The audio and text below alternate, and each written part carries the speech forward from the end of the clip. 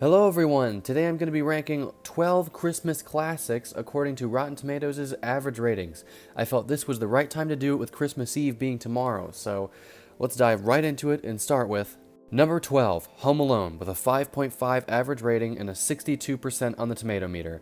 Home Alone's uneven but frequently funny premise, stretched unreasonably thin, is buoyed by Macaulay Culkin's cute performance and strong supporting stars.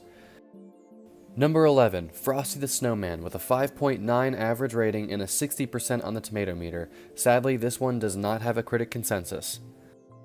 Number 10, National Lampoon's Christmas Vacation, with a 6.2 average rating and a 64% on the tomato meter. While Christmas Vacation may not be the most disciplined comedy, it's got enough laughs and good cheer to make for a solid seasonal treat.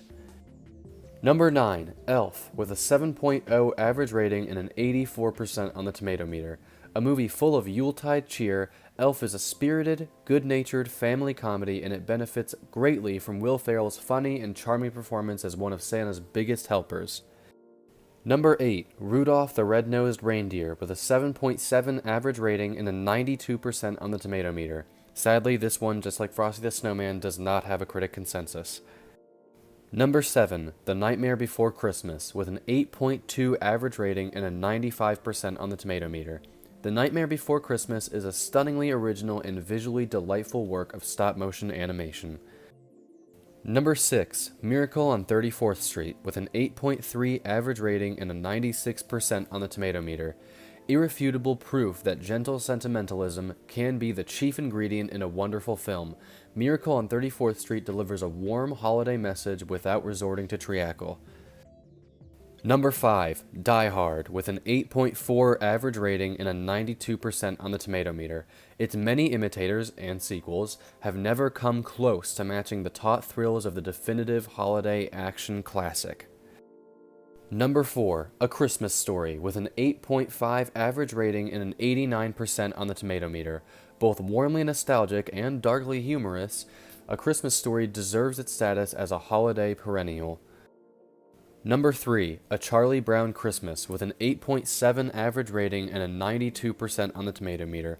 Sadly, like many on this list, this one also does not have a critic consensus. Number 2, It's a Wonderful Life, with an 8.9 average rating and a 94% on the tomato meter. The holiday classic to define all holiday classics, It's a Wonderful Life is one of a handful of films worth an annual viewing. And coming in at number 1 is How the Grinch Stole Christmas, with a 9.0 average rating and a 100% on the tomato meter.